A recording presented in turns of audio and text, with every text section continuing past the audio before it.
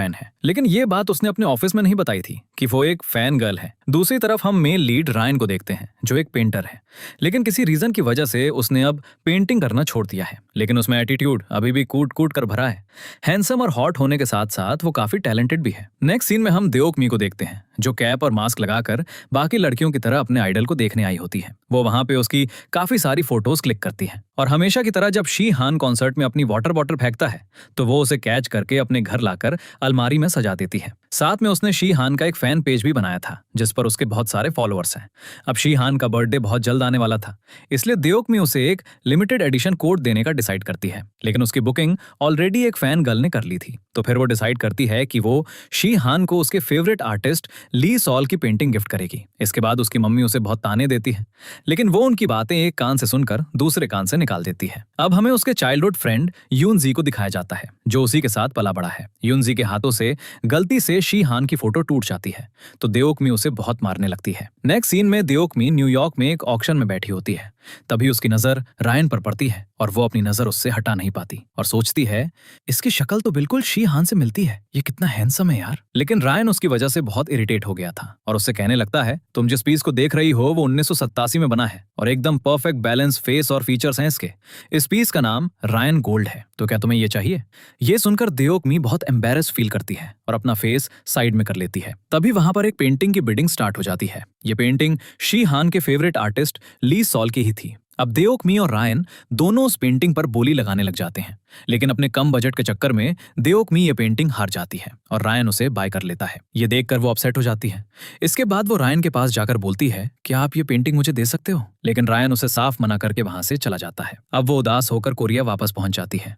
तभी उसे पता चलता है कि डायरेक्टर ओम को पुलिस ने फ्रॉड केस की वजह से अरेस्ट कर लिया है। तो पुलिस देओक मी को इन्वेस्टिगेशन करने के लिए अपने साथ ले जाती है। फिर वो वहां से थका हार कर जब घर पहुंचती है तो वहां उसकी बेस्ट फ्रेंड ली सून बैठी होती है। तो देओक मी उसे सारी बात बताकर अपने दिल का बोझ हल्का करती है। अगले दिन वो फ्रेश मूड के साथ एक नई जॉब के लिए इंटरव्यू देने जाती है। उसे एक अच्छी जॉब मिलने के चांसेस काफी ज्यादा थे, इसलिए वो बहुत खुश होती है। जब वो अपना रेजिग्नेशन देने के लिए ऑफिस जाती है तो वहां की डायरेक्टर उसे झूठे सपने दिखाने लगती है और कहती है, देखो मैं तो अब डायरेक्टर की सीट से हटने वाली हूँ, तो तुम्हारी नजर में अगला डायरेक्टर कौन बन सकता है? वही ना, जिसने यहाँ पर दिन रात काम किया हो। तुम्हें क्या लगता है कौन ये जॉब डिजर्व करता है? ये सब सुनने के बाद देओक मी खुद को डायरेक्टर की सीट पर इमेजिन करने लग जाती है और अपना न्यू जॉब ढूंढने का प्लान छोड़ देती है। अब नेक्स्ट सीन में शी हान एयरपोर्ट आ रहा था तो देओक मी उसकी फोटोज क्लिक करने के लिए पहुंच जाती है। बाकी सभी फैंस से वो ऑपोजिट डायरेक्शन में खड़ी होती है और सोचती है, हो सकता है वो इधर से ही आए, और वाकई में ऐसा ही होता है। शिहान के साथ साथ रायन भी आया था तो उसकी फोटोज भी क्लिक हो जाती हैं। अब शिहान को देखकर सारे फैंस उसके साथ फोटो लेने के लिए भागते हैं। ये देखकर रायन बहुत ज्यादा कंफ्यूज हो जाता है और इसी चक्कर में वो दौकमी से टकरा जाता है तो दौकमी उसके ऊपर गिर जाती है और उसकी वजह से रायन की शर्ट भी फट जाती है। तो वो गुस्से में उसे बोलता है, तुम एक लूजर के पीछे पीछे भागते हुए किसी का नुकसान कैसे कर सकती हो? तो दौकमी अपने आइडल को डिफेंड करने लग जाती है। उसे बहुत ज्यादा गुस्सा आ रहा था कि आखिर इसने मेरे आइडल को लूजर क्यों कहा है, और कहती है, गलती मेरी है तो मैं तुमसे अपोलोजाइज करूंगी, लेकिन मेरे आइडल को कुछ मत कहो। रायन जैसे ही उसका फेस देखने के लिए हाथ आगे बढ़ाता है तो वो वहां से भाग जाती है। जल्दी से जाने के चक्कर में उसकी डायरी पीछे ही गिर गई थी जो रायन को मिल जाती है। अब रात में वो शिहान की फोटोज एडिट कर रही होती है, लेकिन बीच बीच में रायन का फेस आ रहा था जो देखकर उसे बहुत गुस्सा आता है। वो पहचान गई थी कि ये वही खड़ूस आदमी है जो उसे ऑक्शन में मिला था। इसके बाद वो रायन की फोटोज अपने फैन पेज पर अपलोड करके सो जाती है। अगले दिन जब वो ऑफिस जाती है तो उसे पता चलता है कि नई डायरेक्टर इसे नहीं बल्कि किसी और को बना दिया गया है। तो उसे डायरेक्टर ईओएम पर बहुत गुस्सा आता है। उसका मन कर रहा था कि वो अभी के अभी जाकर उन्हें शूट कर दे। फिर वो अपना दुख बताने के लिए अपनी बेस्ट फ्रेंड ली सियोन के पास जाती है। तो ली सियोन कहती है, चलो हम होटल में चलते हैं, हम आज की रात उसी होटल में बिताएंगे जहां शिहान ने रात बिताई थी। लेकिन जब वो होटल पहुंचती हैं तो उन्हें पता चलता है कि वो रूम तो किसी ने ऑलरेडी बुक करवा लिया है। वो पर्सन कोई और नहीं बल्कि रायन ही था। ली सियोन जब उसे देखती है तो उसके पास जाकर कहती है, आप हमारे साथ रूम एक्सचेंज कर लो। तो वो बोलता है, क्या तुम्हारे पास कोई स्पेशल रीजन है? तो वो बताती है, मुझे वहां जिस पर्सन के साथ टाइम स्पेंड करना है उसके साथ मुझे ये मौका बार बार नहीं मिलता है। लेकिन रायन अभी भी उसे कीज देने के लिए तैयार नहीं होता और वहां से चला जाता है। इसके बाद वो दोनों उसी होटल के बार में ड्रिंक करने लगती हैं। तभी रायन उन दोनों को साथ में देखता है और सोचती है, शायद ये ये दोनों एक दूसरे को डेट कर रही हैं, मुझे उन्हें कीज दे देनी चाहिए थी। उसे इस बात का काफी बुरा लग रहा होता है। इसके बाद ली सियोन जब बाहर आती है तो रायन उसे कीज दे देता है। वो दोनों उस रूम में जाकर बहुत ज्यादा खुश होती हैं और एंजॉय करने लगती हैं। वो वहां पर वैसी ही फोटोज क्लिक करती हैं जैसी कि शीहान ने अपनी क्लिक करवाई थी। अगले दिन दौकमी बहुत अच्छे मूड के साथ ऑफिस पहुंचती है। जब वो एक रूम में बल्ब चेंज करने के लिए जाती है तभी वहां रायन आ जाता है। उसे देखते ही दौकमी शॉक के मारे नीचे गिर जाती है और सोचती है कहीं इसने पहचान तो नहीं लिया कि वो एयरपोर्ट वाली लड़की मैं ही थी। इसके बाद फ्लैशबैक में दिखाया जाता है कि जब फर्स्ट टाइम दौकमी वहां पर इंटरव्यू देने के लिए आई थी तब डायरेक्टर ओम ने उसे कहा था मुझे फैन गर्ल्स बिल्कुल पसंद नहीं। तो दौकमी ने झूठ बोलकर वो जॉब हासिल की थी कि मैं फैन गर्ल बिल्कुल नहीं हूँ। अब प्रेजेंट में दिखाते हैं कि रायन ने दौकमी को नहीं पहचाना था क्योंकि एयरपोर्ट पर उसने मास्क लगा रखा था और वो सोचती है इसे भी पता नहीं चलना चाहिए कि मैं एक फैन गर्ल हूँ, वरना कहीं ऐसा ना हो कि ये भी मुझे जॉब से निकाल दे, क्योंकि रायन ही उनकी कंपनी का अब नया डायरेक्टर था। नेक्स्ट सीन में रायन सबको खुद से इंट्रोड्यूस करवाता है। तभी दौकमी उसके पास अपनी डायरी देखती है। वो उसे लेने के लिए हाथ बढ़ाती है लेकिन फिर रुक जाती है क्योंकि अगर वो ऐसा करती तो रायन के सामने वो एक्सपोज हो जाती। इसके बाद रायन अपने ऑफिस में जाता है तो दौकमी भी उसके पीछे पीछे वहां आ जाती है। वो उससे फ्रेंडली होने की कोशिश करती है ताकि बाद में उससे डायरी लेने में आसानी हो, लेकिन वो उससे बहुत रूडली बात करता है जिससे वो बहुत अपसेट हो जाती है और अपनी फ्रेंड ली सून के पास जाकर उसे रायन के बारे में बताने लगती है। तभी रायन उन दोनों को फिर से साथ में देख लेता है और उसे कंफर्म हो जाता है कि ये दोनों एक दूसरे को सच में डेट कर रही हैं। नेक्स्ट सीन में रायन दौकमी से कहता है आर्ट गैलरी की एनिवर्सरी आने वाली है और इस बार हम अलग अलग फील्ड से बिलोंग करने वाले फेमस लोगों के फेवरेट आर्टिस्ट की एग्जीबिशन करवाएंगे। इसमें लोग काफी ज्यादा इंटरेस्ट लेंगे, लेकिन दौकमी इस बात पर अग्री नहीं करती और कहती है हम हर साल मास्टर अहन जो कि बहुत अच्छे आर्टिस्ट हैं उनकी आर्ट्स की ही एग्जीबिशन करवाते हैं। लेकिन रायन कहता है जो मैंने कहा है वही होगा क्योंकि यहाँ का बॉस मैं हूँ और तुम मिस्टर अहन के पास जाकर उनकी मेरे साथ एक मीटिंग फिक्स करो और डील कैंसिल करने वाली बात के बारे में उन्हें कुछ मत बताना। इसके बाद दौकमी मास्टर अहन से मिलने पहुंच जाती है, लेकिन उन्हें ऑलरेडी मालूम हो चुका था कि वो लोग अब उनके साथ डील कैंसिल करने वाले हैं, इसीलिए वो मीटिंग करने से मना कर देते हैं। तो दौकमी बहुत अपसेट हो जाती है। अगले दिन जब वो ऑफिस आती है तो देखती है कि रायन काम में बहुत बिजी था, इसलिए वो उसके ऑफिस में घुसकर अपनी डायरी ढूंढने लग जाती है। लेकिन तभी वहां रायन आ जाता है तो वो कुछ एक्सक्यूज बनाकर वहां से भाग जाती है और उसे डायरी भी नहीं मिली थी। इसके बाद रायन जब अपनी डेस्क चेक करता है तो उसे वहां मिस्टर अहन के साथ की प्रपोजल वाली फाइल नहीं मिलती। तो उसे दौकमी पर शक हो जाता है क्योंकि अभी अभी वो उसके ऑफिस से गई थी। तो वो गुस्से में दौकमी के पास जाता है और बोलता है मैं तुम्हें फायर कर रहा हूँ। ये सुनकर वो शॉक्ड हो जाती है और पूछती है आखिर हुआ क्या है। तो रायन बोलता है मैंने तुमसे कहा था ना कि मिस्टर अहन को डील कैंसिल करने के बारे में कुछ मत बताना, तो फिर क्यों बताया? और मेरी डेस्क से प्रपोजल भी गायब है जो तुमने ही चोरी किया है। ये सुनकर वो कहने लगती है जैसा आप समझ रहे हैं वैसा कुछ भी नहीं है, लेकिन वो उसकी बात नहीं मानता और कहने लगता है यहां से जाओ और आज के बाद मुझे अपना फेस मत दिखाना। तो दौकमी गुस्सा करते हुए वहां से चली जाती है। फिर वो अपनी फ्रेंड्स के साथ टाइम स्पेंड करती है, लेकिन तब भी उसका मूड ठीक नहीं होता। वो अपनी फ्रेंड ली सून को बताती है कि मेरी जॉब चली गई, तो ली सून उसे अपने कैफे में हायर कर लेती है। लेकिन रायन उसी रेस्टोरेंट में आ जाता है क्योंकि वो वहां का रेगुलर कस्टमर था, जिसे देखकर दौकमी को बहुत गुस्सा आता है और वो उसे खूब सारे ताने देती है, लेकिन वो कुछ नहीं कहता और चुपचाप अपना ऑर्डर लेकर चला जाता है। इसी के साथ दौकमी को यह भी पता चल गया था कि उसे कॉफी बिल्कुल पसंद नहीं है। इसके बाद दिखाया जाता है कि रायन ऑफिस के 2 एम्प्लॉइज को योंग और यून जे को काफी सारा काम दे रहा था, लेकिन वो उसे संभाल नहीं पा रहे थे। तो वो दोनों दौकमी की हेल्प लेने के लिए उसके पास आ जाते हैं, लेकिन उनसे ये सब बर्दाश्त नहीं होता।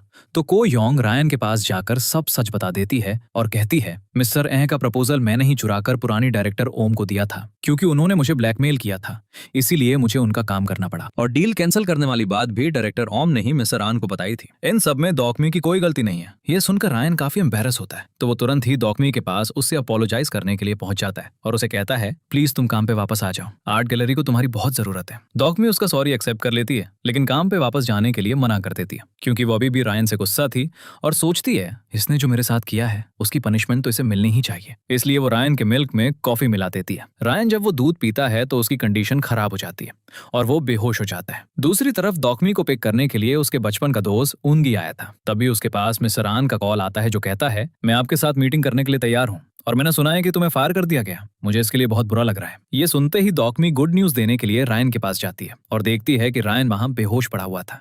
ये देखकर वो बहुत परेशान हो जाती है और उनगी के साथ उसे हॉस्पिटल ले जाती है। वहां जाकर उन्हें पता चलता है कि रायन को कॉफी से एलर्जी है। ये सुनकर दौकमी को बहुत बुरा लगता है। वो सोचती है इसकी ये हालत मेरी वजह से हुई है। तो अपना गिल्ट कम करने के लिए वो रात भर जाग कर उसका ख्याल रखती है और फिर रायन जब घबराहट में उसका हाथ पकड़ता है तो वो भी अपना हाथ उससे नहीं छुड़वाती। अगले दिन जैसे ही दौकमी उसे जागते हुए देखती है तो वो तुरंत कहती है मुझे माफ कर दीजिए। रायन जवाब देता है इट्स ओके। फिर वो कहता है काम पे वापस आ जाओ और व्हाइट ओशन ग्रुप के मेंबर शीहान के साथ मेरी मीटिंग फिक्स करो। ये सुनकर दौकमी के मन में खुशी के मारे लड्डू फूटने लगते हैं। वो बहुत खुश होती है और सोचती है जिस इंसान को मैं अब तक सिर्फ दूर से देखा करती थी अब उसके करीब जाने का मौका आखिर मुझे मिल ही गया। मैं कितनी लकी हूँ। दूसरी तरफ रायन को किसी से भी हैंडशेक करना बिल्कुल पसंद नहीं था, लेकिन आज सुबह जब उसने देखा कि उसका हाथ दौकमी ने पकड़ा हुआ था तो उसे ये एहसास काफी अच्छा लगा। अगली सुबह दौकमी बहुत अच्छे मूड के साथ उठती है। आज वो बहुत अच्छे से तैयार भी होती है। उसे अभी तक यकीन ही नहीं आ रहा था। वो मनी मन सोच रही थी क्या मैं सच में अपने आइडल से मिलने जा रही हूँ। जैसे ही रायन की नजर उस पर पड़ती है वो एकदम सरप्राइज हो जाता है क्योंकि आज वो बहुत ज्यादा प्रिटी लग रही थी।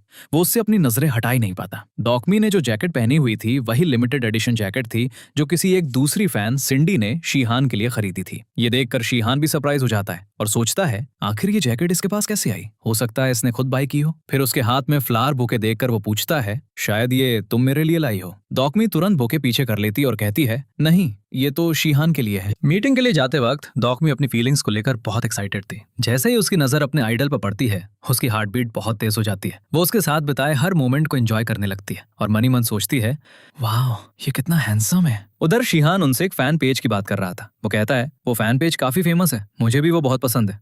मुझे नहीं पता था कि मेरे फैंस मुझे इतने अच्छे तरीके से भी जानते हैं। जैसे ही दौकमी को पता चलता है कि शीहान जिस फैन पेज की बात कर रहा है वो उसी का फैन पेज है, उसकी खुशी का कोई ठिकाना नहीं रहता। अपनी फीलिंग संभालने के लिए दौकमी तुरंत वॉशरूम जाने का बहाना बना लेती है। वहां भी वो इतनी एक्साइटेड होती है कि गलती से शावर ऑन हो जाता है और उसकी पूरी ड्रेस भीग जाती है। तभी रेयान उसे उस हालत में देख लेता है और बिना कुछ कहे अपनी जैकेट उसे पहना देता है। थोड़ी देर बाद मीटिंग शुरू होती है। रेयान चाहता था कि शीहान उसकी एग्जीबिशन में पार्टिसिपेट करे और अपने फेवरेट आर्टिस्ट की पेंटिंग भी लेकर आए। दौकमी भी उसे पूरी कोशिश करके कन्विंस करती है, लेकिन शीहान कहता है मैंने अभी इस बारे में नहीं सोचा है, बाद में आप लोगों को जवाब दूंगा। वहां से निकलते समय दौकमी को पता चलता है कि रेयान शीहान के ऊपर वाले अपार्टमेंट में रहता है। ये सुनकर वो मनी मन सोचती है वाह ये कितना लकी है, काश इसकी जगह मैं होती। रेयान कहता है चलो मैं तुम्हें घर ड्रॉप कर देता हूँ, लेकिन दौकमी मना कर देती है और वहां से चली जाती है। तभी दिखाया जाता है कि एक आदमी दौकमी पर नजर रखे हुए था। उसने उसकी कई फोटोज भी क्लिक कर ली थी। रात को रेयान वही डायरी पढ़ रहा होता है जो उसे एयरपोर्ट पर मिली थी। साथ ही वो उस फैन पेज को भी देखने लगता है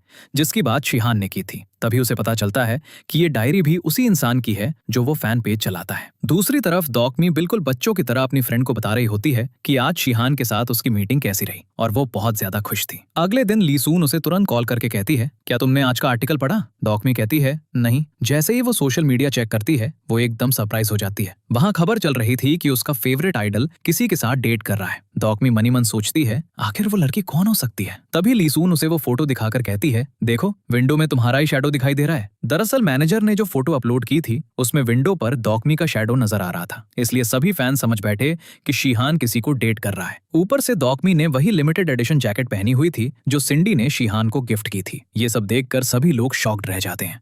फैंस तो दौकमी को बुरी तरह ट्रोल भी करने लगते हैं। ये सब रेयान भी देख चुका होता है। उसे भी दौकमी के लिए अच्छा नहीं लगता। ऑफिस में दौकमी परेशान बैठी होती है। तभी उसकी कलीग को योंग उसे सलाह देती है देखो तुम सबको बता दो कि तुम्हारा एक बॉयफ्रेंड है, हो सकता है फिर लोग तुम्हें ट्रोल करना बंद कर दें। दौकमी कहती है लेकिन मेरा तो कोई बॉयफ्रेंड ही नहीं है। ये सारी बातें रेयान भी सुन लेता है। वो मनी मन सोचता है हाँ वाकई में इसका तो कोई बॉयफ्रेंड नहीं है क्योंकि इसकी तो गर्लफ्रेंड है ना। दूसरी तरफ शीहान अपने मैनेजर को डांटते हुए कहता है देखो आगे से फोटोज अपलोड करने से पहले सब कुछ अच्छी तरह चेक कर लिया करो। तो मैनेजर कहता है मैंने देखा तो था लेकिन मुझे क्या पता था कि फैंस इतना जूम करके देखेंगे और इतनी बड़ी बात बना देंगे। वो भी काफी परेशान हो जाता है। अगले सीन में रेयान शीहान के पास बैठा होता है। वो उसी मामले में बात करने आया था। वो कहता है सबको बता दीजिए कि वो जैकेट लिमिटेड एडिशन नहीं थी बल्कि मेरी थी। लेकिन शीहान ऐसा नहीं कर सकता था क्योंकि सबको यही पता था कि वो जैकेट लिमिटेड एडिशन है। अगर वो सच बता देता तो लोग तरह तरह की बातें बनाने लगते। फिर शीहान कहता है ठीक है हम एक आर्टिकल लिखते हैं कि आर्ट गैलरी की तरफ से दौकमी मुझसे मीटिंग करने आई थी, तभी उसकी ड्रेस गीली हो गई इसलिए मैंने उसे अपनी जैकेट दे दी। ये सुनकर रेयान चुप ही रहता है। फिर शीहान कहता है अगर तुम मुझे एग्जीबिशन में बुलाना चाहते हो तो मेरी सिर्फ एक ही कंडीशन है, तुम्हें इस बात पर अग्री करना पड़ेगा। फिर रेयान भी उसकी बात मान जाता है। उधर दियोक मी लगातार फैंस के कमेंट्स का रिप्लाई देकर कह रही होती है, शीहान बिल्कुल भी डेट नहीं कर रहा है, प्लीज आप लोग बिलीव कीजिए। तभी अचानक उसे शीहान के मैनेजर की कॉल आती है। वो पूछता है, हम एक आर्टिकल पब्लिश करने वाले हैं, क्या तुम इसके लिए अग्री करती हो? तो दियोक मी कहती है, ठीक है। जैसे ही वो आर्टिकल सोशल मीडिया पर अपलोड होता है तो शीहान की वो फैन सिंडी भी उसे देख लेती है। उसे बहुत गुस्सा आता है। वो कहती है, आखिर वो मेरे आइडल की जैकेट पहन कैसे सकती है? गुस्से में वो दियोक मी की सारी पर्सनल इन्फॉर्मेशन सोशल मीडिया पर अपलोड कर देती है। ये सब देखकर दियोक मी के फ्रेंड्स भी परेशान हो जाते हैं और उसे दिलासा देने लगते हैं। दियोक मी को खुद समझ नहीं आ रहा था कि अब वो क्या करे। रेयान भी उसके लिए काफी परेशान होता है, इसलिए वो कुछ दिनों के लिए उसे छुट्टी दे देता है। जैसे ही दियोक मी बाहर निकलती है, शीहान की कुछ क्रेजी फैंस उस पर अटैक कर देती हैं। उसकी हालत बहुत खराब हो जाती है। तभी उसे बचाने के लिए यूनगी वहां पहुंच जाता है। पुलिस के आते ही सभी फैंस वहां से भाग जाते हैं। रेयान भी ये सब देख चुका होता है और उसे दियोक मी के लिए बहुत बुरा लगता है। थोड़ी देर बाद यूनगी और रेयान एक दूसरे से इंट्रोड्यूस होते हैं। दियोक मी खुद को संभालने के लिए वॉशरूम चली जाती है और फिर तैयार होकर बाहर आती है। रेयान उसे घर छोड़ना चाहता था, लेकिन वो मना कर देती है और यूनगी से कहती है, अभी पुलिस स्टेशन चलते हैं। अगले सीन में दोनों पुलिस स्टेशन पहुंचते हैं। दियोक मी उन फैंस के खिलाफ कंप्लेन करने आई थी, लेकिन जब वो उन लड़कियों के मासूम चेहरे देखती है और उसे पता चलता है कि वे हाई स्कूल की स्टूडेंट्स हैं, तो वो सोचती है, मैं भी तो एक फैंगर्ल हूँ, हो सकता है उनसे भी बर्दाश्त नहीं हुआ हो कि उनका आइडल किसी और को डेट कर रहा है। फिर वो उनसे कहती है, मैं तुम लोगों के खिलाफ कोई कंप्लेन नहीं करवाऊंगी और मैं शीहान को डेट भी नहीं कर रही हूँ। लोगों को सिर्फ गलतफहमी हुई है। ये सुनकर उन लड़कियों को काफी सुकून मिलता है। फिर यूनगी उसकी चोट पर दवाई लगाने लगता है। वो जिस तरह दियोक मी की केयर कर रहा था, उससे साफ पता चल रहा था कि वो उसे पसंद करता है। घर पर यूनगी की मॉम आती है। वो अपने काम में बहुत बिजी रहती थी, इसलिए बाद में अक्सर अपने बेटे से मिलने आ जाया करती थी। यूनगी उन्हें देखकर बहुत खुश हो जाता है। दूसरी तरफ ऑफिस में डायरेक्टर ईओम रेयान से कहती हैं, अब दियोक मी एक स्कैंडल बन चुकी है, इसलिए उसे जॉब से फायर कर दीजिए। लेकिन रेयान साफ मना कर देता है। वो कहता है, मैं उसका बॉस हूँ और वो मेरी एम्प्लॉय है, मैं आपकी बात नहीं मान सकता। वैसे भी अब आप फॉर्मर डायरेक्टर हैं। ये सुनकर डायरेक्टर ईओएम को बिल्कुल अच्छा नहीं लगता। फिर रेयान डायरेक्टर ईओम से उसी के एक पेंटिंग के बारे में बात करता है, जिसकी वजह से पहले डायरेक्टर ईओम पर भी एक स्कैंडल हुआ था। ये सब सुनकर उसे दियोक मी पर गुस्सा आ जाता है। जैसे ही उनकी नजर दियोक मी पर पड़ती है, वो उसके पास जाकर उसे थप्पड़ मार देती हैं और कहती हैं, मैंने तुम पर ट्रस्ट किया था और तुमने मुझे धोखा दे दिया।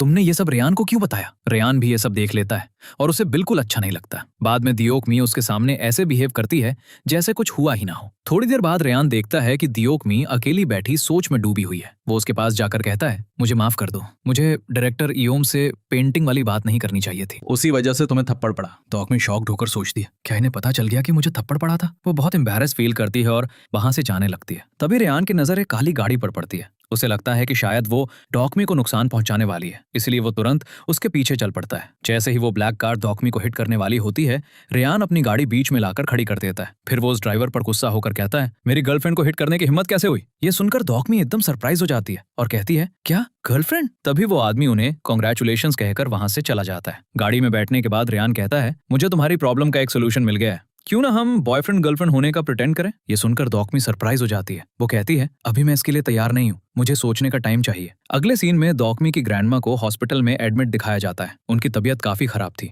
डॉकमी को मुंह छिपाकर उनसे मिलने आना पड़ता है, क्योंकि हर जगह क्रेजी फैंस उसका पीछा कर रहे थे।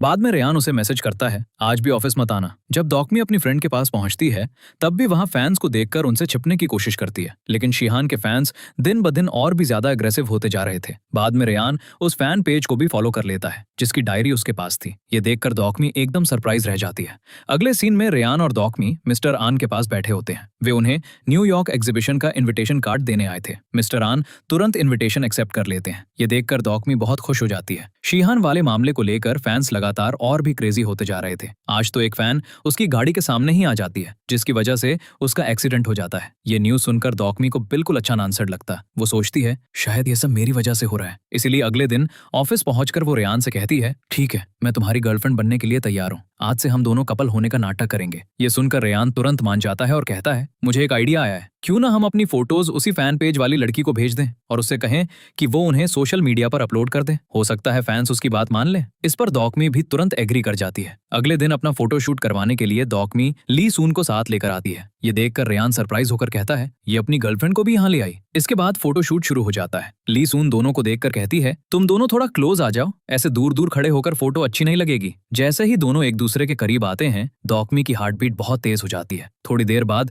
रेयान वहां से चला जाता है। दूसरी तरफ लीसून के बेटे से यूनगी को पता चलता है कि आज डॉकमी किसी के साथ डेट पर गई है। ये सुनकर उसे बिल्कुल अच्छा नहीं लगता। वो उससे पूछता है वो किसके साथ गई है। उधर पार्क में लीसून कहती है तुम दोनों यहाँ वॉक करो, मैं तभी फोटोज क्लिक करूंगी, इससे सब कुछ बिल्कुल नेचुरल लगेगा। जैसे ही लीसून फोटोज क्लिक कर रही होती है तभी उसे अपने बेटे का मैसेज आता है।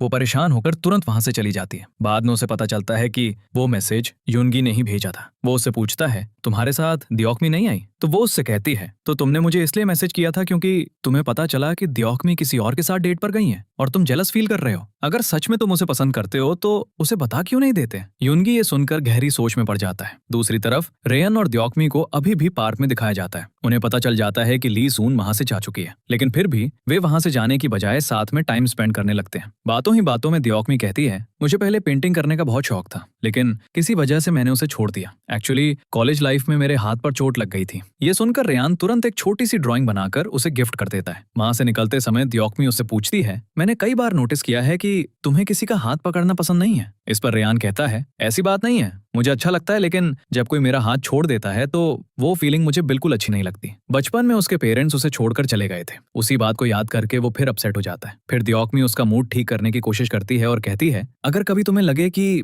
तुम्हें किसी का हाथ पकड़ना है तो मेरा पकड़ लेना, मैं बुरा नहीं मानूंगी। जब वो घर पहुंचती है तो यूनगी मुंह फुलाकर बैठा होता है। वो कहता है अगर तुम्हें बॉयफ्रेंड ही बनाना था तो मुझसे पूछ लेती, अपने बॉस से पूछने की क्या जरूरत थी? इस पर दियोकमी हंसते हुए कहती है अगर मैं तुम्हें अपना बॉयफ्रेंड बनाती तो कोई इस बात पर यकीन ही नहीं करता। बाद में दियोकमी अपनी और रेयान की फोटोज एडिट करते समय काफी ब्लश कर रही होती है। फाइनली वो सारी फोटोज सोशल मीडिया पर अपलोड कर देती है। जैसे ही सिंडी वो फोटोज देखती है तो उसे यकीन नहीं होता। वो कहती है ये लड़की जरूर झूठ बोल रही है, मैं इसका सच पता लगा कर रहूंगी। दूसरी तरफ रेयान दियोकमी की दी हुई ड्राइंग देखकर मुस्कुरा रहा होता है। ऐसा लग रहा था कि उसके दिल में भी धीरे धीरे दियोकमी के लिए फीलिंग्स आने लगी हैं। थोड़ी देर बाद शीहान नशे की हालत में रेयान के घर पहुंच जाता है। अगले दिन जब उसकी आंख खुलती है तो वो खुद पर ही गुस्सा होता है। वो कहता है मैं इस हालत में यहाँ कैसे आ गया? फिर वो रेयान से प्रॉमिस लेता है इस बात के बारे में मेरे फैंस तो छोड़ो, किसी को भी मत बताना। अगले दिन सिंडी इंटर्न के तौर पर कंपनी ज्वाइन कर लेती है। उसे देखकर दियोकमी एकदम सरप्राइज हो जाती है। वो समझ जाती है कि सिंडी ये पता लगाने आई है कि वो सच में रेयान को डेट कर रही है या नहीं, इसलिए उसे सबके सामने अनाउंस करना पड़ता है हाँ, मैं और मेरे बॉस एक दूसरे को डेट कर रहे हैं। ये सुनकर सभी एम्प्लॉइज शॉक्ड रह जाते हैं। जैसे ही दियोकमी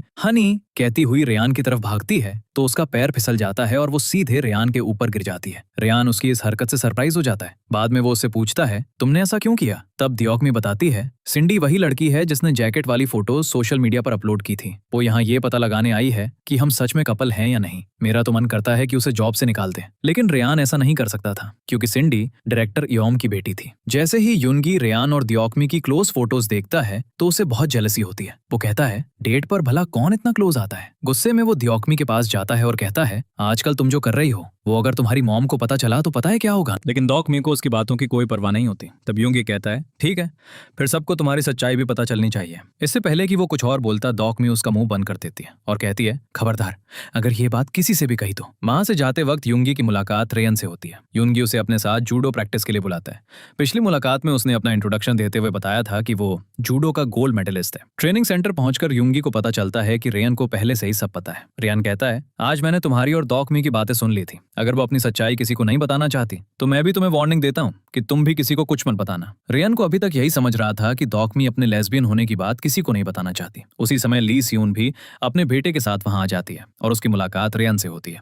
उनसे बात करने के बाद रेयन की मिसअंडरस्टैंडिंग दूर हो जाती है कि दियोकमी और ली सियून सिर्फ अच्छे दोस्त हैं। बाद में यूनगी और ली सियून रेयन वाली बात दियोकमी को बताते हैं। ये सुनकर दियोकमी हैरान हो जाती है, इतने दिनों से वो हमारे बारे में ऐसा सोच रहा था। अगले सीन में शीहन रेयन के अपार्टमेंट में बैठा होता है। अब दोनों के बीच अच्छी दोस्ती हो चुकी थी। शीहम के जाने के बाद रेयन अपनी और दियोकमी की कपल फोटोज देखने लगता है। तभी वो शॉक्ड रह जाता है क्योंकि उनमें कुछ ऐसी फोटोज भी थीं जो उसने फैन पेज वाली लड़की को भेजी ही नहीं थी। ऊपर से दियोकमी की हैंडराइटिंग भी फैन पेज वाली डायरी से मिलती जुलती थी। अब उसे शक होने लगता है कि कहीं वही फैन पेज वाली लड़की दियोकमी तो नहीं। दूसरी तरफ दियोकमी रेयन के ख्यालों में खोई बैठी होती है। वो सोचती है मैंने तो समझा था कि रेयन सच में मुझे पसंद करता है, इसलिए उसने मेरा बॉयफ्रेंड बनने की बात मानी थी, लेकिन वो तो सिर्फ मेरी हेल्प कर रहा था। अचानक दियोकमी की नजर सिंडी के नए पेज पर पड़ती है।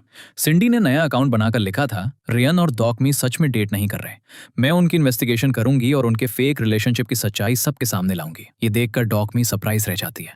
अगले दिन एक्स डायरेक्टर ओम खुद सिंडी को ऑफिस छोड़ने आती है। तब सभी लोगों को पता चल जाता है कि सिंडी डायरेक्टर ओम की बेटी है। मीटिंग रूम में सभी रेयन का इंतजार कर रहे होते हैं। तभी डॉकमी को रेयन का मैसेज आता है, मैं तुम्हारी डायरी तुम्हें कैसे वापस करूं? डॉकमी रिप्लाई करती है, बाद में दे देना।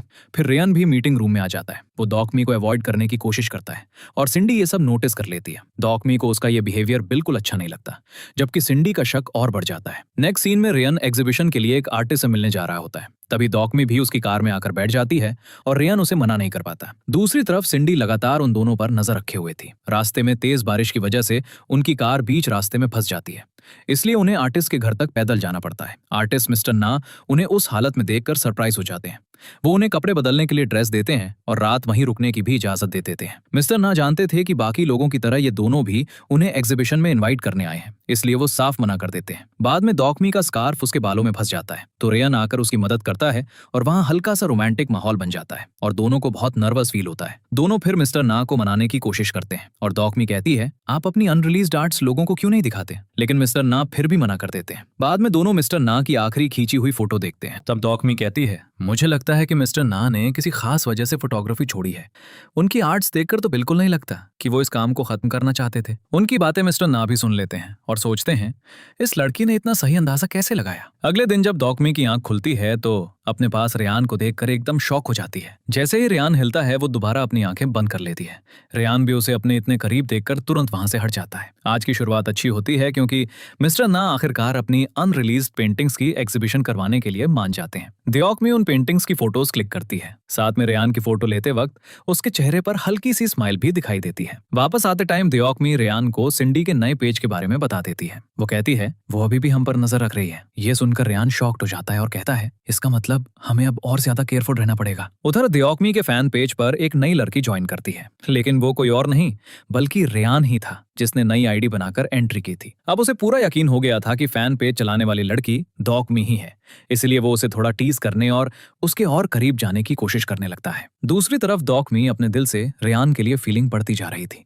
वो अपने दिल से उसका ख्याल नहीं निकाल पा रही थी। अगले दिन डॉकमी रेयान को मैसेज करके कहती है, मेरी डायरी पोस्ट से भेज देना। लेकिन रेयान उससे कहता है, डायरी चाहिए तो मेरे पास आकर ले जाओ, मेरे पास इतना टाइम नहीं है कि मैं खुद देने आऊं। लेकिन वो चोरी छिपे उसके चेहरे के एक्सप्रेशंस भी देखता रहता है। नेक्स्ट सीन में रेयान डॉकमी के पास आकर बताता है, शीहा आज कंपनी आ रहा है। ये सुनकर डॉकमी मन ही मन बहुत खुश हो जाती है और डिसाइड कर लेती है कि आज वो कहीं नहीं जाएगी। शीहा जब वहां आता है तो उसे देखकर सभी कलीग्स बस उसे ही देखते रह जाते हैं।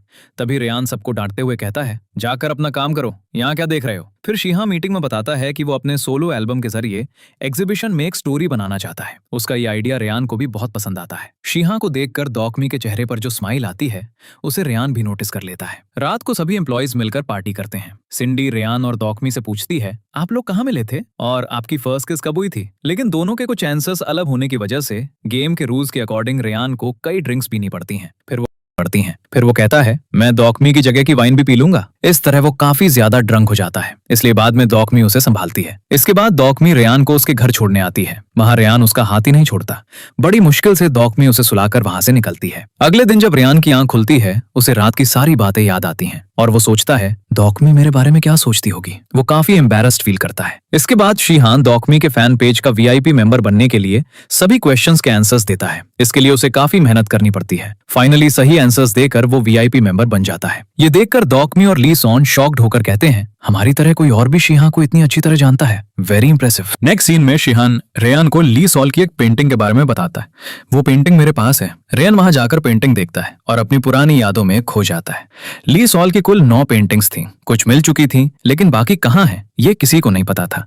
यहाँ इतना जरूर पता चलता है कि रेयन का उन पेंटिंग्स या उन्हें बनाने वाले आर्टिस्ट से कोई गहरा कनेक्शन है। रेयन घर आकर फिर से पेंटिंग बनाने की कोशिश करता है लेकिन पता नहीं क्यों उसमें हिम्मत ही नहीं होती। अगले दिन कंपनी में एक न्यू लड़की डायम की एंट्री होती है। वो रेयान की क्लोज फ्रेंड थी।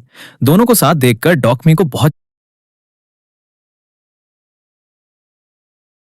अपनी फ्रेंड मानता था। डायन उसे अपने साथ एक काम के सिलसिले में ले जाती है। उधर रेयान के अपार्टमेंट में लीकेज हो जाता है, इसलिए सब संभालने के लिए डॉकमी वहां चली जाती है। काम खत्म होने के बाद वो घर देखते देखते रेयान के पेंटिंग रूम में चली जाती है। तभी रेयान वहां आ जाता है। वो तुरंत उसे बाहर निकालते हुए गुस्से में कहता है, हम दोनों फेक डेटिंग कर रहे हैं लेकिन तुमने तो खुद को सच में मेरी गर्लफ्रेंड समझ लिया है। मेरी परमिशन के बिना यहाँ क्यों आई? ये सुनकर डॉकमी बार बार सॉरी कहती है लेकिन रेयान उसकी एक नहीं सुनता और उसे घर से जाने के लिए कह देता है। तो डॉकमी अपसेट होकर वहां से चली जाती है। बाद में रेयान को फील होता है कि उसने दियोकमी को कुछ ज्यादा ही डांट दिया। दूसरी ओर दियोकमी अपना मूड फ्रेश करने के लिए फ्रेंड्स के साथ कॉन्सर्ट में जाती है, लेकिन वहां भी वो रेयान के बारे में ही सोचती रहती है। इसके बाद जब वो घर वापस जाती है तो रेयान भी उसे ढूंढता हुआ वहां आ जाता है और कहता है, मैंने तुम्हें बहुत ज्यादा डांट दिया, प्लीज मुझे माफ कर दो। इस पर दियोकमी जवाब देती है, सॉरी तो मुझे बोलना चाहिए, मैं ही तुम्हारी परमिशन के बिना उस रूम में चली गई थी, मुझे ऐसा नहीं करना चाहिए था। दियोकमी को इतना अपसेट देखकर रेयान उसके पास आता है और उसे किस कर लेता है। असल में रेयान सिर्फ किस करने का प्रिटेंड कर रहा था। उसने सिंडी को उन दोनों पर नजर रखते हुए देख लिया था, इसलिए उसे ऐसा करना पड़ा। उसने दियोकमी के लिप्स पर अपनी फिंगर रखी थी, तभी ऐसा लगा जैसे उसने उसे किस किया हो। उसी समय दियोकमी के पेरेंट्स उन्हें देख लेते हैं और दोनों शॉक्ड रह जाते हैं। दियोकमी की मॉम रेयान की पर्सनालिटी से काफी इंप्रेस हो जाती हैं और कहती हैं, अगर इतना हैंडसम लड़का मेरी बेटी को डेट कर रहा है तो इसमें कोई बुराई नहीं है। फिर वो रेयान को घर के अंदर ले जाती हैं और अपने हाथों से उसके लिए खाना बनाती हैं। रेयान दियोकमी के डैड की रॉकस कलेक्शन देखकर सरप्राइज हो जाता है और उनकी खूब तारीफ करता है।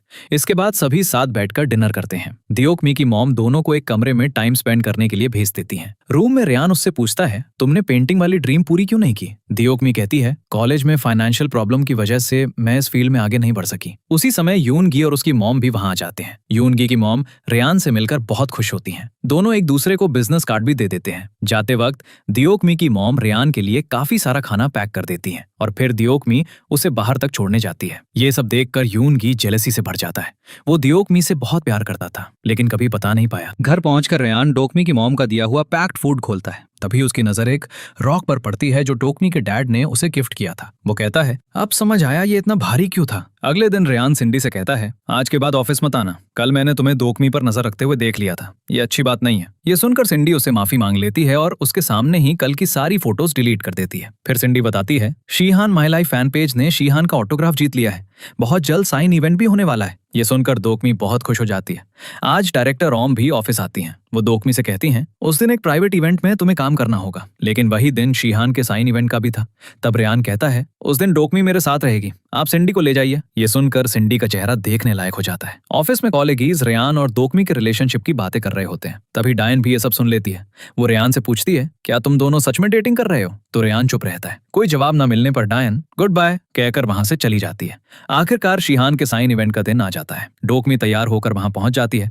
उधर रेयान भी उसे ही देख रहा होता है और स्माइल कर रहा होता है। वो सोचता है, देखो ये कितने छिपकर यहाँ आई है। तभी उसकी नजर सिंडी पर पड़ती है। वो भी किसी तरह अपनी मॉम को बहाना बनाकर वहां पहुंच गई थी, क्योंकि उसे भी अपने आइडल से मिलना था। जैसे ही डोकमी की नजर रेयान पर पड़ती है, वो उसकी बहुत सारी फोटोज क्लिक करने लगती है। उस समय रेयान काफी हैंडसम लग रहा था। फिर इवेंट शुरू होता है।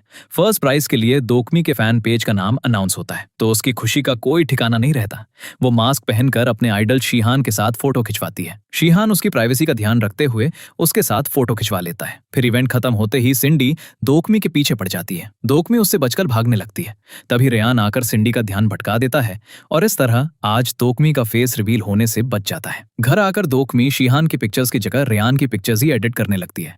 उसे खुद पर यकीन नहीं होता, आखिर मुझे दिन ब दिन क्या होता जा रहा है। उधर रेयान इंतजार कर रहा होता है कि डोकमी कब शीहान की फोटोज अपलोड करेगी, लेकिन आज वहां पूरी खामोशी थी। उसे डोकमी की फिक्र होने लगती है। उस वक्त भागते हुए वो गिर गई थी, मुझे उसे जाकर देखना चाहिए। फिर रेयान डोकमी के घर जाता है। उसे सामने देखकर डोकमी शॉक हो जाती है और उससे पूछती है, तुम इस वक्त यहाँ क्या कर रहे हो? तो वो बहाना बना देता है, मैं यहाँ काम से आया था। इसी बीच डोकमी के हाथ से उसके हाथ पर पेंट लग जाता है, तो रेयान उसे धोने के लिए वॉशरूम जाना चाहता है, लेकिन डोकमी डर जाती है कि कहीं वो शीहान के पोस्टर्स ना देख ले, इसलिए वो उसकी आंखें ढककर उसे वॉशरूम तक ले जाती है। बाहर आने के बाद भी उसकी आंखों पर कपड़ा बांध देती है और उसके हाथ से पेंट साफ करने लगती है। तब रेयान उससे पूछता है, तुम मुझे अपना रूम क्यों नहीं देखने दे रही हो? जैसे ही वो पट्टी हटाने लगता है, उसे रोकते रोकते डोकमी उसके ऊपर गिर जाती है। दोनों काफी क्लोज आ जाते हैं। वो खुद पर कंट्रोल नहीं कर पाती और उसे किस करने लगती है, लेकिन वो सिर्फ उसकी इमेजिनेशन होती थी। असल में वो तुरंत पीछे हट जाती है और बाहर आकर उसकी आंखों से कपड़ा हटा देती है। दोनों बड़ी मुश्किल से अपने इमोशंस कंट्रोल करते हैं। अगले दिन डोकमी ली सून से कहती है, मुझे रेयान से प्यार हो गया है, मैं उसे अपनी फीलिंग्स बताने जा रही हूँ।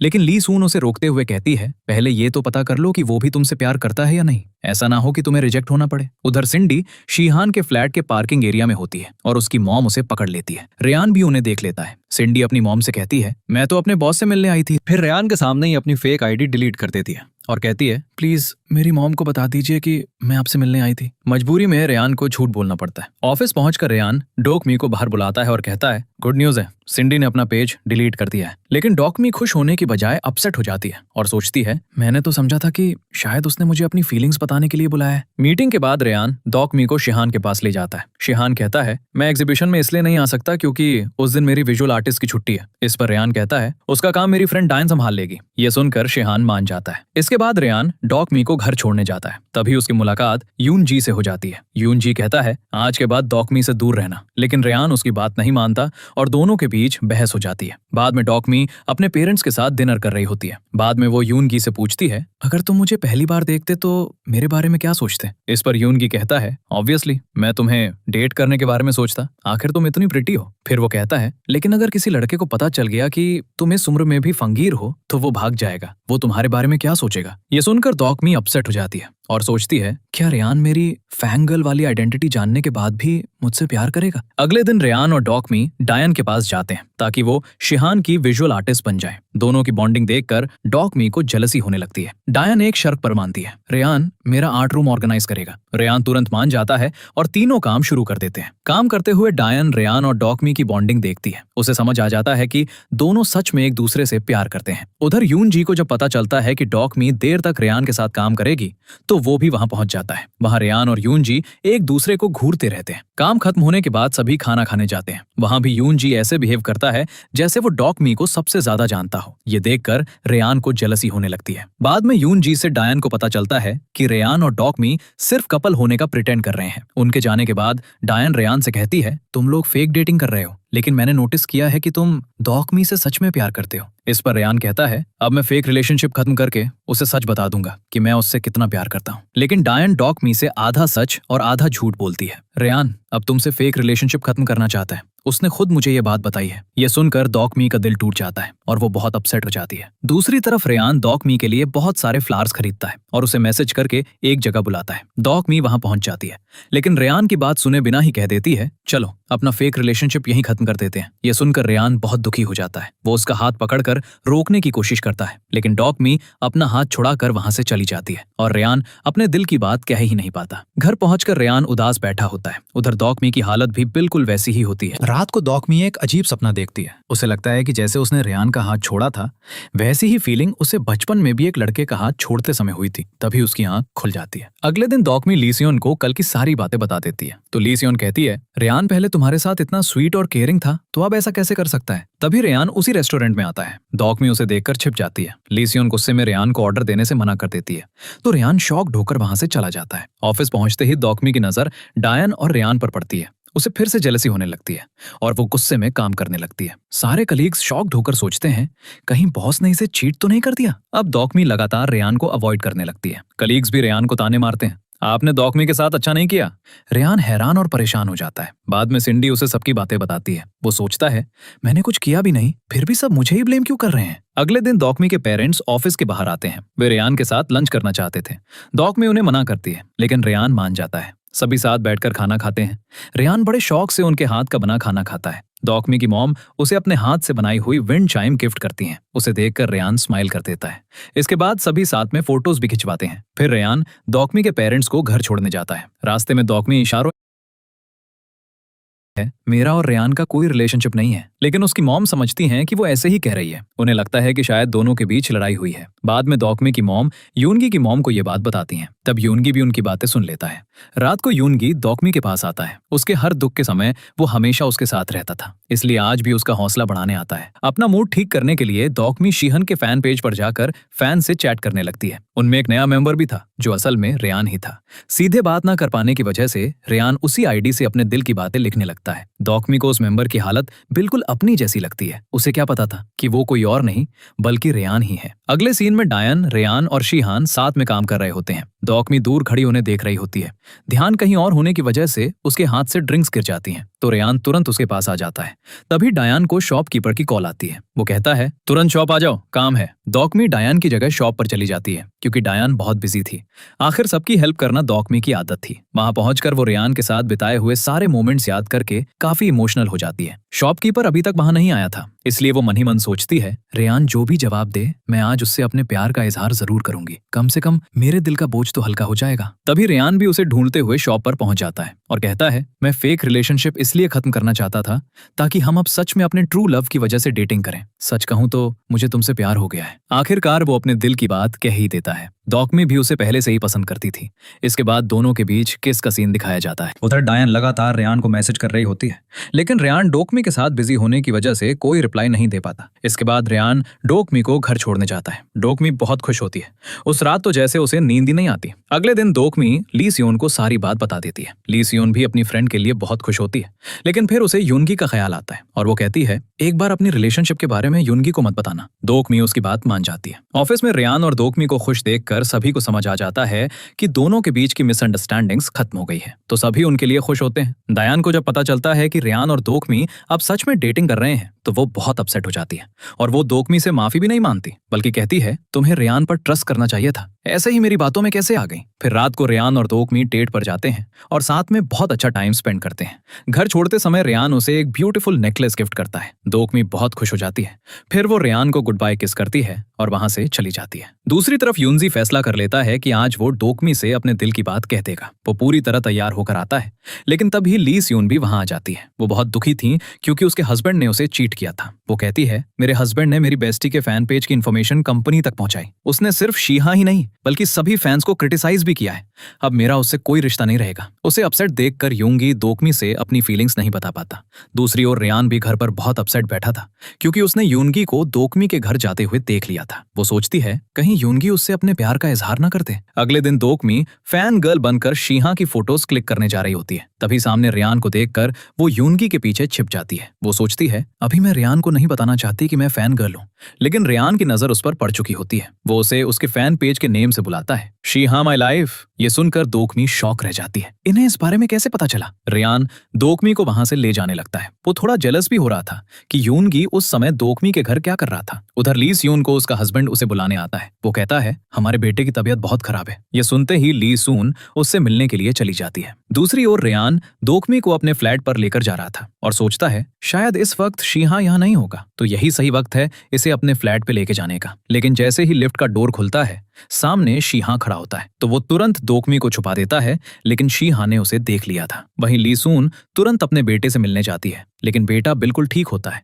दरअसल उसका हस्बैंड अपनी गलती के लिए माफी मांगना चाहता था। वो कहता है, मुझे माफ कर दो, लेकिन ली सियोन उसे इतनी आसानी से माफ नहीं करती। बाद में ली सियोन युनगी को बता देती है कि डोकमी रेयान को डेट कर रही है। ये सुनकर युनगी बहुत दुखी हो जाता है। वैसे तो उसे पहले से इसका अंदाजा था। दूसरी तरफ डोकमी रेयान से पूछती है, अगर तुम्हें मेरी फैन गर्ल वाली बात पहले से पता थी तो तुमने मुझे बताया क्यों नहीं? इस पर रेयान कहता है, सॉरी, मुझे पहले ही बता देना चाहिए था। फिर वो उसके करीब आकर कहता है, तुम्हारे फैन पेज पर जो लाटे वाली आईडी है वो किसी और की नहीं, मेरी ही है। ये सुनकर डोकमी उसके पीछे दौड़ती है और कहती है, तो इतने दिनों से तुम मुझे टीज कर रहे थे। अब दोनों के सारे सीक्रेट सामने आ चुके थे। दोनों एक दूसरे को किस करते हुए साथ में खुशी खुशी टाइम स्पेंड करने लगते हैं। तभी सिंडी की एंट्री होती है। उसकी मॉम को जब पता चलता है कि सिंडी एक सेलिब्रिटी को फॉलो करती है और बार बार मना करने के बाद भी फैन गर्ल वाली हरकतें नहीं छोड़ रही, तो वो उसका बैंक बैलेंस बंद कर देती हैं और उसे घर से भी निकाल देती हैं। अब सिंडी के पास रहने की कोई जगह नहीं होती, इसलिए डोकमी उसे अपने घर ले आती है और पहनने के लिए अपने कपड़े भी दे देती है। नेक्स्ट सीन में युनजी आखिरकार डोकमी से अपने प्यार का इजहार कर देता है,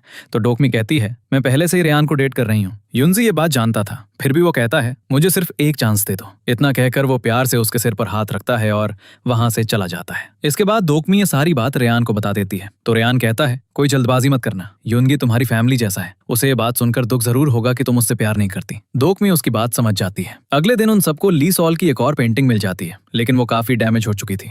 ये देखकर रेयान बहुत अपसेट हो जाता है। ये बात डोकमी नोटिस कर लेती है और उसे हंसाने की कोशिश करती है। फिर आखिरकार वो उसे हंसाने में कामयाब हो ही जाती है। फिर वो कहती है, तुम हमेशा ऐसे ही हंसते रहो। इसके बाद रेयान ली सोल की पेंटिंग मिलने के बाद शीहान को भी बता देता है, लेकिन कहता है, थोड़ा वेट करो, इसे रीस्टोर होने में टाइम लगेगा।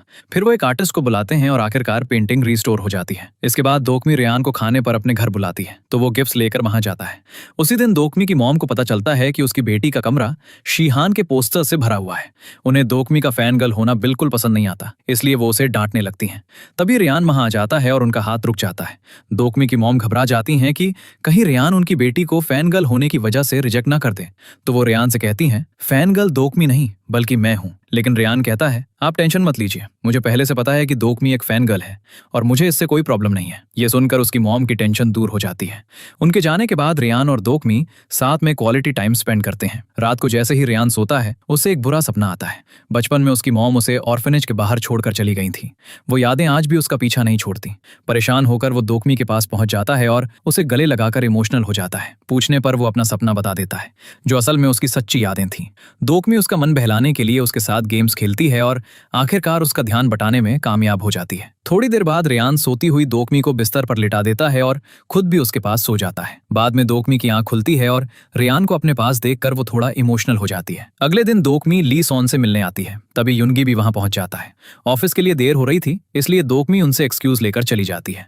आज सभी एम्प्लॉइज ऑर्फनेज जाने की तैयारी कर रहे होते हैं। सिंडी को भी अपनी कार वापस मिल चुकी थी। ऑर्फनेज पहुंचकर वो सभी बच्चों के साथ खूब मस्ती करते हैं। बच्चों को देखकर रेयान अपने पास्ट की मेमोरीज में खो जाता है। उसे याद आता है कि बचपन में वो भी अपने दोस्तों के साथ ऐसे ही खेला करता था। कुछ देर बाद दोकमी रेयान से कहती है, मेरे हाथ पर ड्राइंग बनाओ, लेकिन रेयान चाहकर भी ड्राइंग नहीं बना पाता। दोकमी ये देखकर रेयान का हाथ पकड़ लेती है और उसी का हाथ पकड़कर ड्राइंग बनाने लगती है। ये देखकर रेयान को बहुत अच्छा लगता है। दोनों वहां काफी एंजॉय करते हैं। दोकमी के पूछने पर रेयान उसे अपना बचपन का नाम भी बताता है। ऑर्फनेज के बाद मैंने अपना नाम रेयान गोल्ड रख लिया था। वापस आने के बाद दोकमी आज की फोटोज देख रही होती है।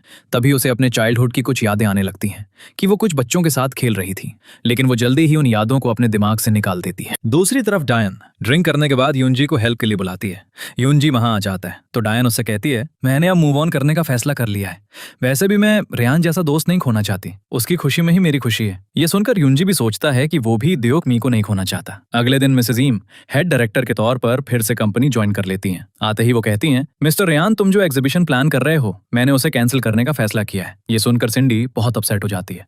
वो अपनी मॉम से कहती है, प्लीज एग्जीबिशन कैंसिल मत कीजिए, सभी ने इसके लिए बहुत हार्ड वर्क किया है, मैंने भी अपने शौक से इसमें पार्टिसिपेट किया है। ऐसा नहीं है कि मैं सिर्फ शिहान की वजह से ये कर रही हूँ। इस बार मिसेज यूम अपनी बेटी की बात मान लेती हैं। दूसरी तरफ शिहान की मॉम काफी टाइम बाद उससे मिलने आती हैं। शिहान उन्हें देखकर बहुत खुश हो जाता है। वो कहता है, आर्ट एग्जीबिशन में ली सोल की पेंटिंग्स भी लगने वाली हैं। ये सुनकर वो इमोशनल हो जाती है। तभी पता चलता है कि ली सोल कोई और नहीं बल्कि शिहान की मॉम ही है। दूसरी तरफ रेयान दियोकमी को अपने बारे में सब कुछ बताता है। वो कहता है, मैंने पेंटिंग क्यों छोड़ दी और मैं ली सोल की पेंटिंग्स क्यों ढूंढ रहा हूँ, क्योंकि वो मेरी मॉम की पेंटिंग्स हैं। मुझे अपने बचपन की सारी बातें याद नहीं है, लेकिन इतना याद है कि मेरी मॉम का नाम ली सोल था। ये बताते हुए रेयान बहुत दुखी हो जाता है। दियोकमी उसे दिलासा देती है। अब पता चलता है कि शिहान और रेयान दोनों हाफ ब्रदर्स हैं और उनकी मॉम ली सोल ही हैं। उसी दिन लिफ्ट में रेयान की मुलाकात ली सोल से होती है। रेयान को अपनी मॉम का फेस याद नहीं था, इसलिए वो उन्हें पहचान नहीं पाता। दूसरी ओर सिंडी को उसकी मॉम फिर से घर से निकाल देती है, इसलिए वो रहने के लिए दियोकमी के घर आ जाती है। वहां युनगी को वो खूब परेशान करती है और दियोकमी